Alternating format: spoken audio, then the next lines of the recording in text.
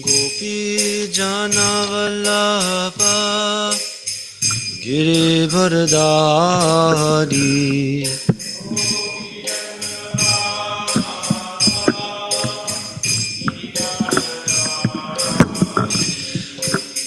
Gopi Janavallabha Girivardhari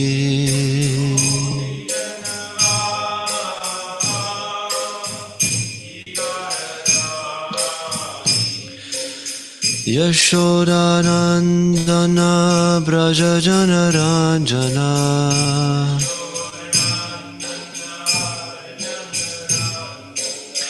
Yashodanandana Braja Janaranjana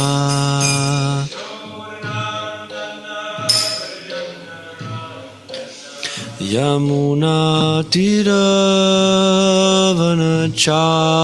Tiravanachari Yamuna Tiravanachari Jaya Radha Madhava Kunja Bihari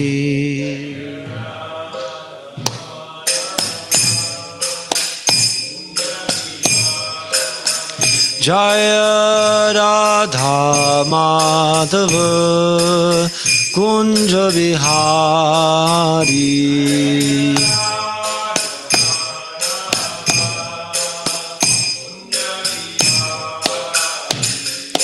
Gopi Jana Vallabha Girivardhari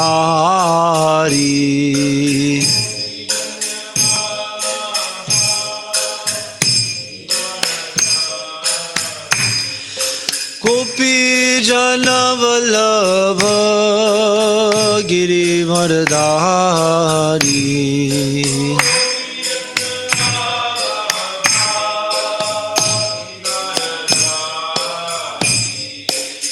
Yashodanandana Braja Janaranjana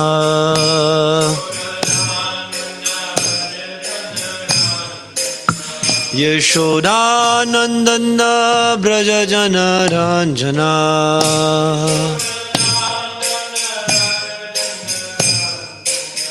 Yamuna Tiravanachari Yamuna Tiravanachari Jaya Radha Madhava Kunja Bihari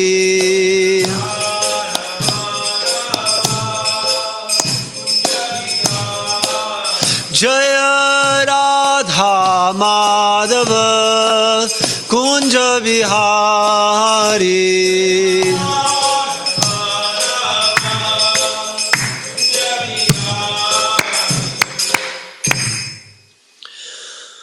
Om Namo Bhagavate Vasudevaya Om Namo Bhagavate Vasudevaya Om Namo Bhagavate Vasudevaya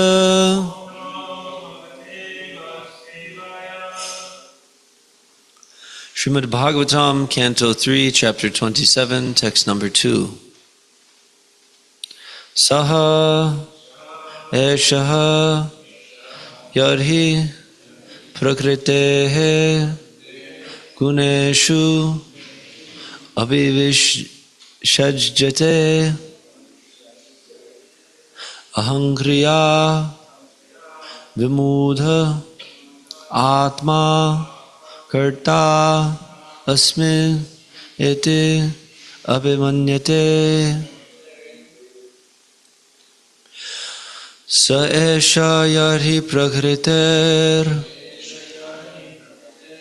Guneshva bhivishajjate. Gunesh vabhi vishajjate.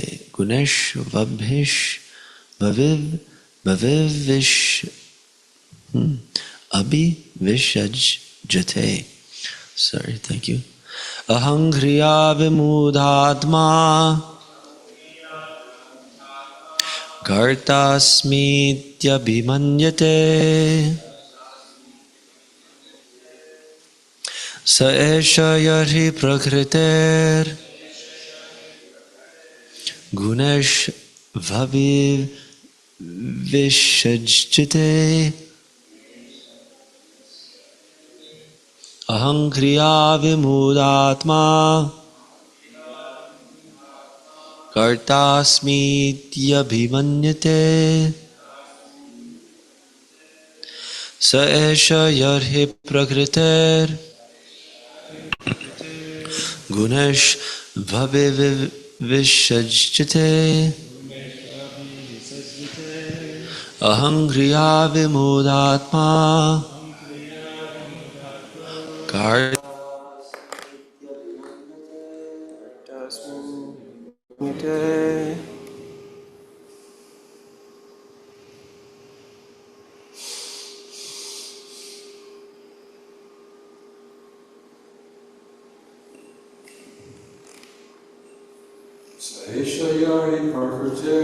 Saishayarhi Prakrtir Vishajjate Guneshvabi vishajjate. Ahankriya Vimudatma Ahangriya vimudatma Kartasmit Abhimanyate kartasmityabhimanyate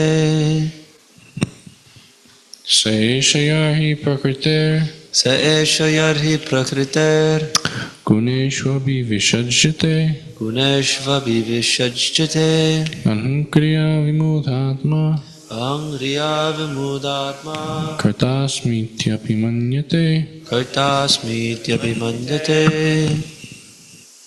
Saishayarhi Prakrtir sa esha yadhi prakriter Guneshvabi Visajjate vishajjate.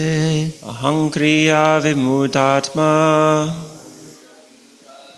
Kartasmityabhimanyate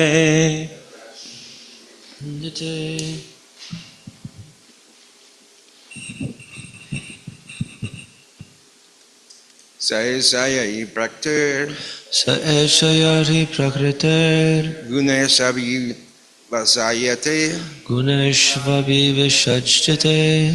Ankriya Viduma Ahangriya vimudatma Karnashi Abhimanyate kartasmityabhimanyate सायेषायर्हि प्रकृतिर् sa esha yadhi prakriter गुणेष्वाभिविसज्जते Guneshvabi vishajjate. अहङ्क्रिया विमूढात्मा Ahangriya vimudatma कर्तास्मित्यभिमन्यते kartasmityabhimanyate सायेषायर्हि प्रकृतिर् sa esha yadhi prakriter गुणेष्वाभिविसज्जते Guneshvabi vishajjate. अहङ्क्रिया विमूढात्मा Ahangriya vimudatma कर्तास्मिन् अभिमन्यते kartasmityabhimanyate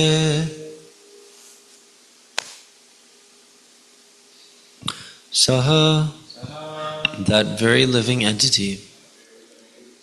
Eshaha, this. Yarhi, when. Prakritehe, of material nature. Guneshu, in the modes. Abhivishajjate, is absorbed. Ahangriya, by false ego. Vimudha, bewildered. Atma, the individual soul. Karta, the doer. Asmi, I am. iti, thus, abhimanyate, he thinks. When the soul is under the spell of material nature and false ego, identifying his body as the self, he becomes absorbed in material activities, and by the influence of false ego, he thinks that he is the proprietor of everything. Purport. Actually, the conditioned soul is forced to act under the pressure of the modes of material nature. The living entity has no independence. When he is under the direction of the Supreme Personality of Godhead, he is free. But when, under the impression that he is satisfying his senses, he engages in sense gratificatory activities, he is actually under the spell of material nature. In Bhagavad Gita, it is said, Prakrite kriyamanani.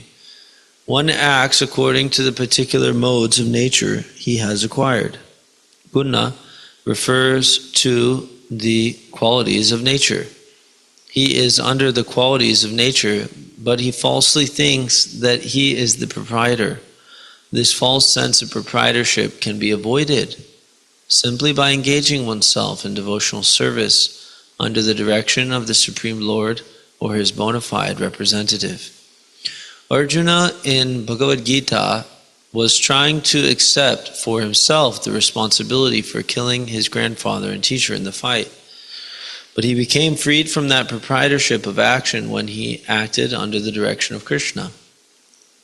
He fought, but he was actually freed from the reactions of fighting, although in the beginning, when he was non-violent, unwilling to fight, the entire responsibility was upon him. That is the difference between liberation and conditioning. A conditioned soul may be very good and act in the mode of goodness, but still he is conditioned under the spell of material nature. A devotee, however, acts completely under the direction of the Supreme Lord. Thus his actions may not appear to be of a very high quality to the common man, but the devotee has no responsibility. When the soul is under the spell of material nature and false ego, identifying his body as the self, he becomes absorbed in material activities, and by the influence of false ego, he thinks that he is the proprietor of everything.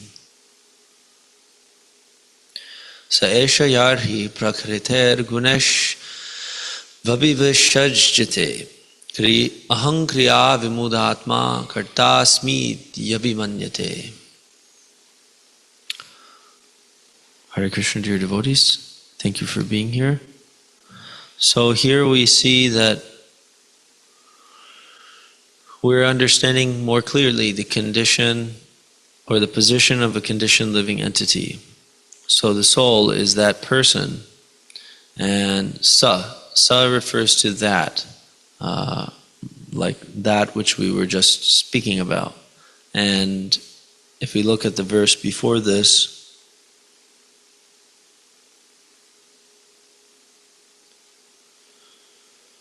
then we can see here, the personality of Godhead Kapila continued, when the living entity, right? So, Purusha, Prakritistopi Purusho, when the living entity residing in the material body, Prakritista, in the Bhagavad Gita it said, Prakriti Stani Karshati, they're struggling after having been situated in the Prakriti.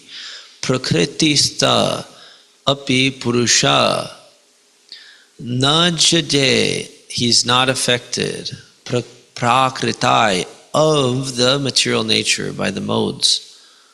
So this is speaking about the person who is free from the material nature. He's like the sun on the water. Right? The sun is a reflection on the water, but it's not affected by the waves of the water. Only the reflection is. So that living entity though, right? That living entity who is free from the modes of nature, once he engages in devotional service,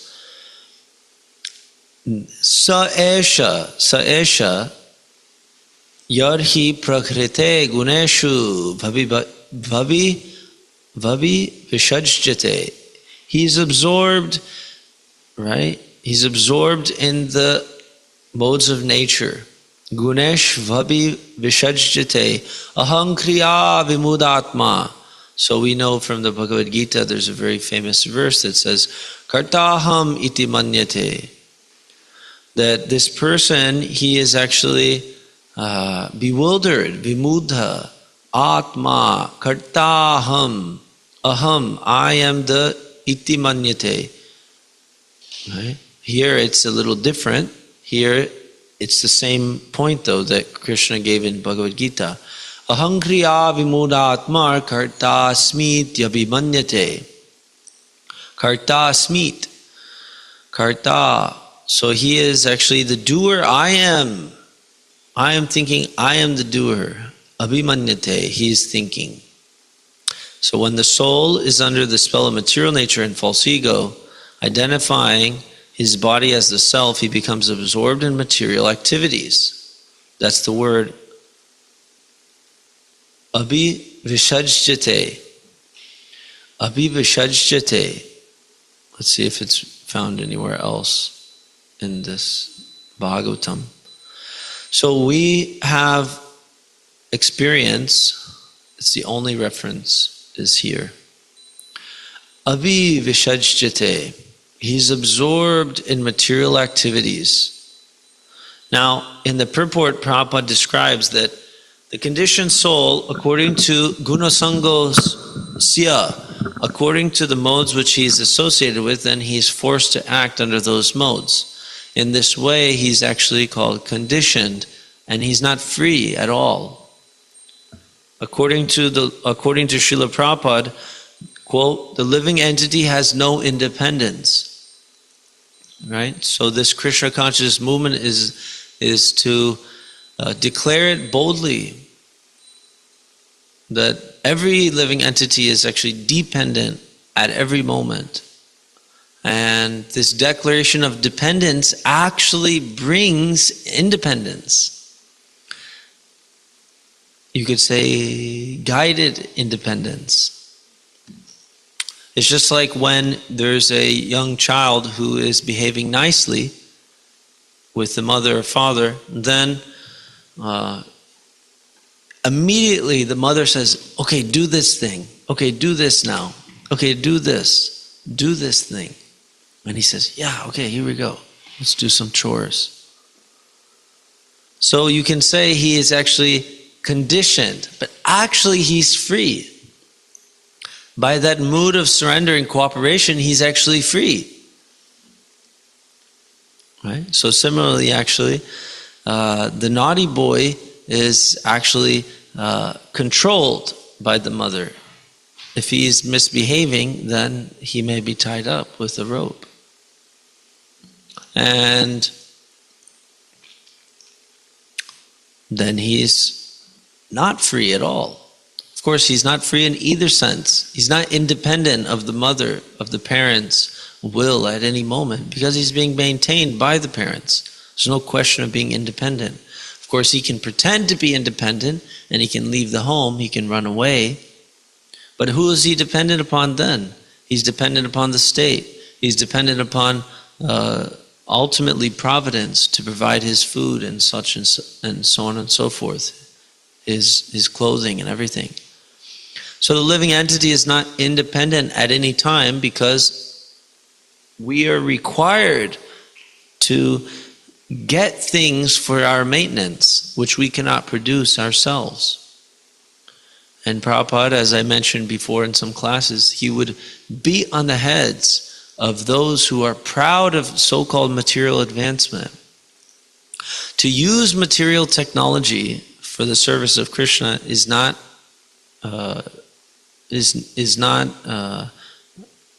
prohibited, especially if it comes of its own accord. But it's not like we are developing. The devotees are taking it as their spiritual activity to develop modern technologies. Yeah, we have something from Maharaj.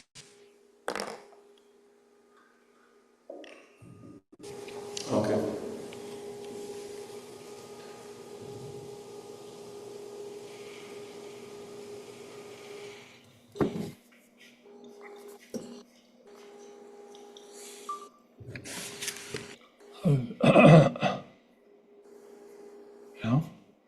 there was a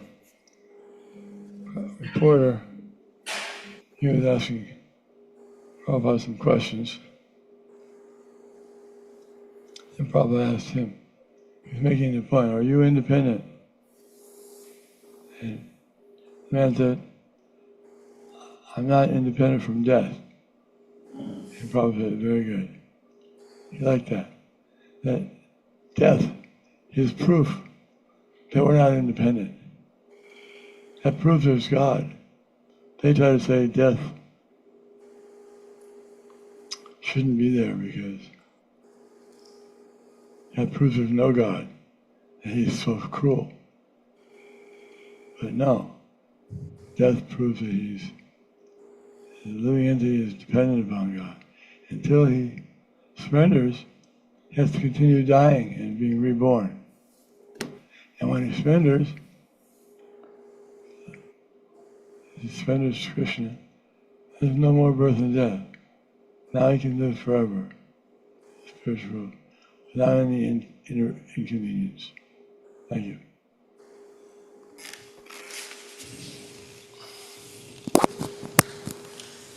Maharaj was mentioning yesterday that Krishna says in Bhagavad Gita, Sarva dharman parityaja mamekam sharanam vraja aham tvam sarva papibhyo mokshayashyami ma shucha. So this is liberation. We get liberated from all the contamination of the material life. And Lord Sri Chaitanya Mahaprabhu, he says, just chant Hare Krishna. I'll take that as if you're surrendering, fully, if we just chant. Now, what's amazing about the process of chanting Hare Krishna is that Chaito Darpanamarjanam, it cleans the heart, and the natural condition of the living entity is to surrender willingly to Krishna out of rasa, out of love and affection. That's who we are. We love Krishna. Now, at the current moment, we think we're this body, and this body is a lump of ignorance. Sharira vidyajal. It's a lump. It's a portion of ignorance, avidya. So, unfortunately, this misidentification with the body is the cause of all suffering, because I'm forgetting my sweet Lord. Buliya tomare. I'm forgetting Krishna, and I'm coming to this material world, and I'm trying to enjoy. Bhaktivinoda Thakur says, yes, I was actually, I was praying to you in the womb. According to Kapila Dev, the living entity is actually momentarily conscious of his eternal nature as a living entity. Brahmanda Brahmite. He's actually wandering this material universe. The living entity becomes conscious of this even inside of the womb of his mother, and he prays to the Lord and says, I won't forget you again. I won't forget you again. Please help me. Please help me. Please help me. And then he comes out, and Bhaktivinoda Thakur says, he describes candidly in his prayer, and he says, yes, I came out, and all my relatives were smiling at me. Oh, you're so cute. And I thought I was very happy,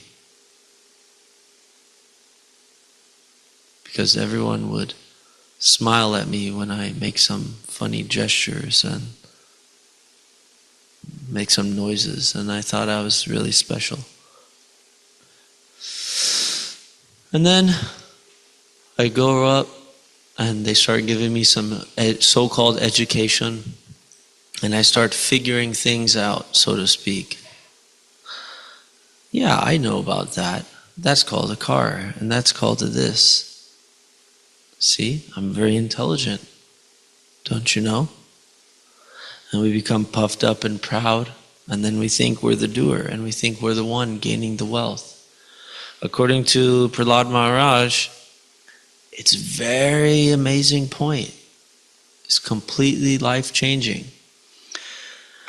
Prahlad Maharaj says that just as, you'll get suffering of its own accord, even though you never try to work for suffering. Who tries to suffer? Nobody.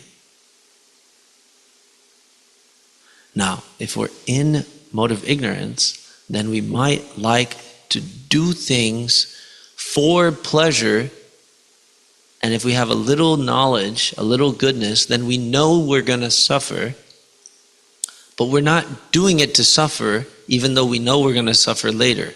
We're doing it to enjoy. Therefore, mode of ignorance is a very, very peculiar state of consciousness. It really doesn't make sense. It really doesn't make sense. That's what's happening to us. We're just confused like anything. Vimudha. We're very bewildered. Very, very bewildered.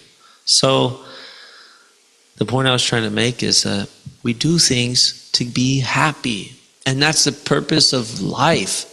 The purpose of life is to enjoy. Right?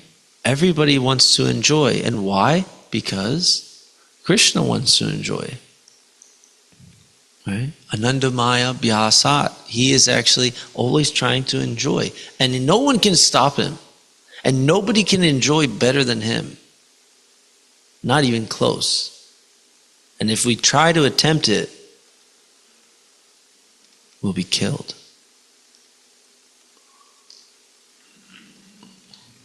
If we try to enjoy like him, we'll be punished by the modes of nature and we'll be killed. And many have been finished early for trying to be like Krishna and try to enjoy, even pathetically try to enjoy like Krishna.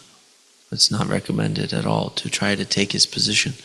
No, it's recommended to harmonize and cooperate with him as the supreme enjoyer. Muktaram yagitapasam sarvaloka maheshwaram suridam sarvabhutanam gyatva mam shantim richati. Then you can get peace. And without peace, what's the question of happiness?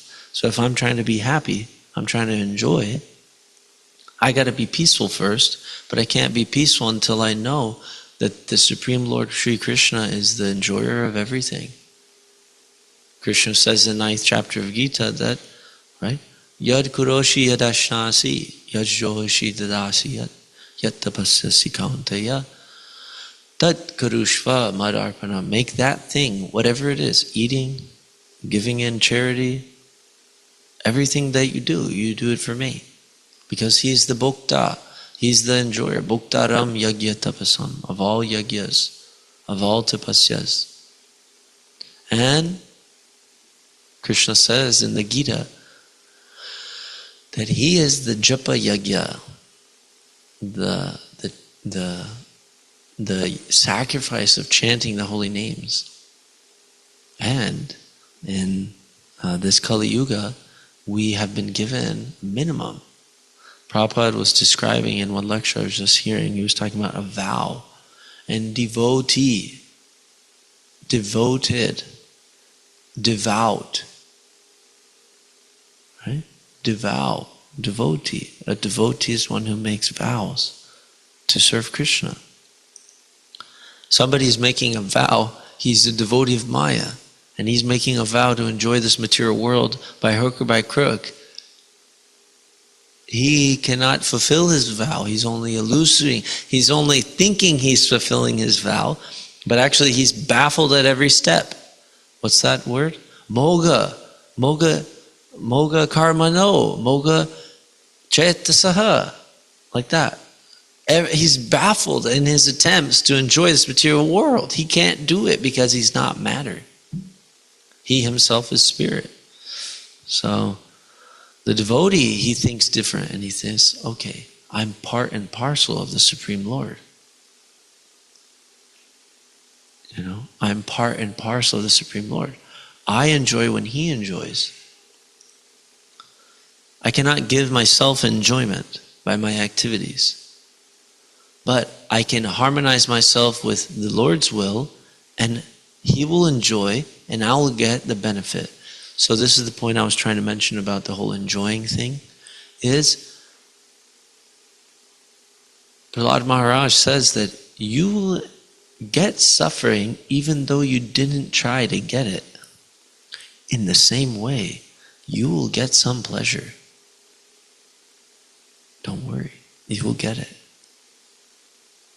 So it's amazing. You're thinking, oh my gosh, every second of my life, I'm trying to do something to enjoy.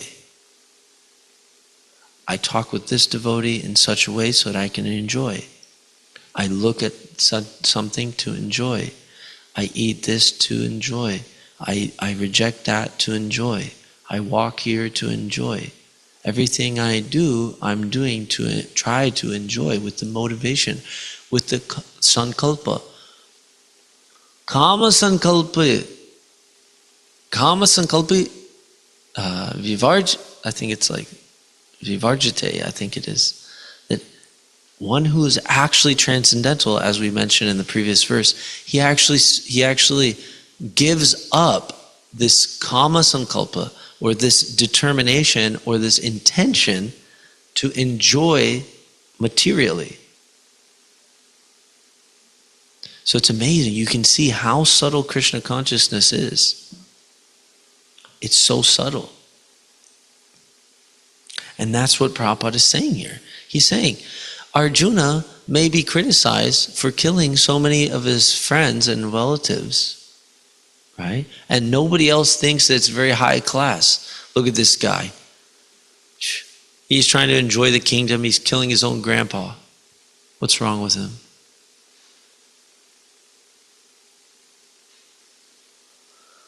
But he gave up the desire to enjoy the fruits, and he simply wanted to please Krishna. So he's free from that reaction. Prabhupada gives an amazing example. We've all heard it before. There's a soldier on the battlefield, and the commander or the corporal or general or whatever says, shoot to kill.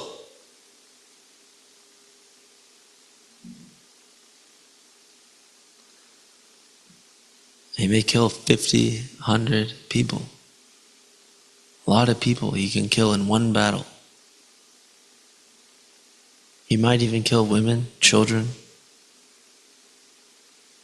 under the order of the general. And he's given a big pat on the back. My boy, you did it! You saved the day! You get a medal. And if you come home to the US or to wherever you're from and you start doing that, shoot to kill, say, hey, I did it over there and they were happy about it. They were proud of me. What's wrong? What's different? No.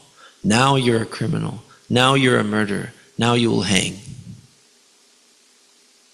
So it's very interesting, is that the living entity, he may do anything for Krishna's pleasure, under the order of Krishna or the spiritual master who represents Krishna. But for his own pleasure, if he does a single thing, he will be punished without a doubt by the modes of nature. And it's amazing, because he's just trying to be happy.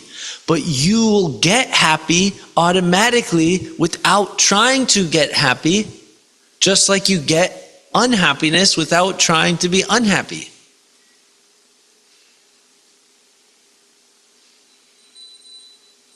If we can just realize this one point, this one verse, one piece of philosophy from the great acharyas, from Prahlad Maharaj, just imagine what our life would be like. It's amazing. Thank you very much for tolerating me. Hare Krishna. Would anybody like to add to the conversation? Anybody? What is something that stood out to you from the purport, from the topics? We have a few minutes left for Krishna Katha. Okay, Jagannath Prabhu. Can you show him? One thing that I realized is that how dependent we are on Krishna's mercy. Because we can try to do devotional service, but really the result is up to Him. So, like you said, the Japa Yajna is the most important. I've had a little bit of a taste with the Japa, and when I was having that, but I realized that, the most important way to get Krishna's mercy is to do good japa. But the thing is, we don't know how to do good japa. We don't know how to hear. We don't know how to chant. We don't know how to do any of these things. So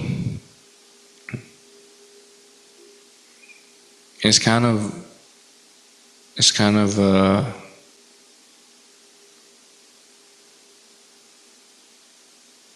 I don't know, it's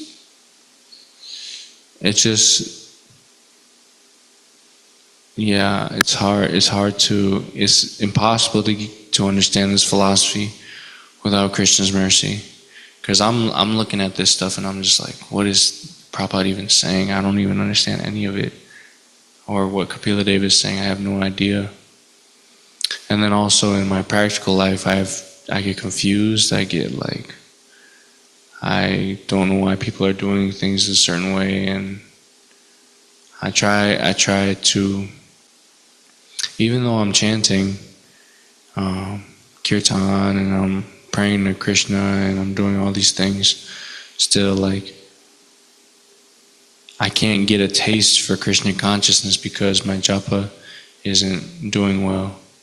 So, but the thing is, we have to figure that out on our own, nobody can tell us how to hear, no one can tell us how to chant, and if they do, we won't listen to them. So, yeah, that's one thing that that's one thing I was thinking about while you were speaking.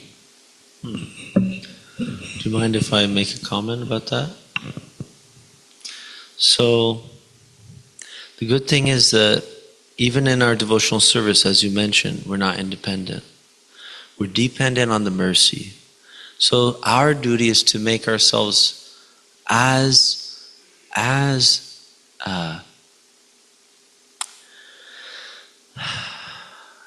fit a receptacle or a receiver of mercy as possible. It's very simple, but it's not easy, but it's very simple. You can think about many interactions that people have with you and what behaviors and attitudes they approach you with or speak to you with that makes you feel happy upon them, pleased with them, kind upon them. Same concept. If somebody comes to you and says, "Hey man, what's your deal? Don't you see I'm doing such and such? What's your problem?"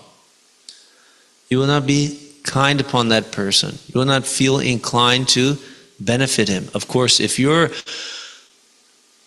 titikshasva karunika, if you're actually sadhu, even when somebody is rude to you, you will feel like giving them mercy. But it's just like that. We have to approach very personally and say, okay, how can I adjust my attitude? How can I speak to the devotees in such a way? How can I speak with the Lord in such a way? How can I actually position my heart in such a way that they will be kind upon me? If you think about expectations play a big role in attitude. If I approach you and I'm expecting respect from you, or I'm expecting service from you, you'll feel that. And you won't be able to appreciate it unless we have that relationship established very firmly. If the spiritual master comes to his surrendered disciple and says, do this, and the disciple says, yes, yes, yes, yes, yes. Yes, I need service. Yes, this is awesome. That means the sambandha is set. Their relationship is fixed. One can act the spiritual master is acting as the master, and the servant is saying, yes, yes, yes, I'm the servant, I'm the servant. Think about what we could do then. But when we act with devotees, or we act with the Lord, we may have expectations. Expectations for the master means we expect the mercy, right? We expect to receive mercy. And that person who can be merciful unto us, we should expect of ourselves to be grateful. So gratitude, appreciation, expectations, managing our expectations, these things make us better receptacles of mercy. So that's one thought I had. So you don't have to understand on your own, and you can keep hearing about how to hear. You can keep hearing about how to chant. And Prabhupada has said some simple things, and the idea is just bypass the mind. Just bypass the mind. Just like you're listening very attentively here. If you listen to a conversation which is dynamic and exciting, you don't think while you hear. I used to speak with my grandma, and she doesn't speak very loud. Right? So I'm listening like this. And I really want to know what she's going to say, because I hardly get to spend time with her. And she's very wise. So I'm listening like this. I'm not thinking. Just apply that to Krishna. One of my mentors, he says, interest is the seed of love. So be interested in the sound of Hare Krishna. Interested in it. Like that. So those are some of my thoughts. Okay, thank you, devotees. Please feel free to break. Jagannath Prabhu, if you want to continue the conversation, you can ask now. You don't have to end the class. But we can break if anybody wants to take prasadam. Feel free.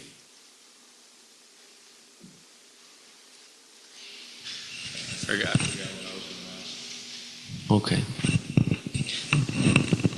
Let us keep chanting and praying and, trying our best to do everything within our power to change our attitude. Change our attitudes. Yes, Jagannath? So my question is, why are we expected to change who we are if we have no idea how to do that? And if we're already almost dead set in our ways, why are we expected to do something like that? And I think you explained how to do it, but yeah, why? Why? I guess why and how. We sometimes we have there's a few impediments to making changes in our life.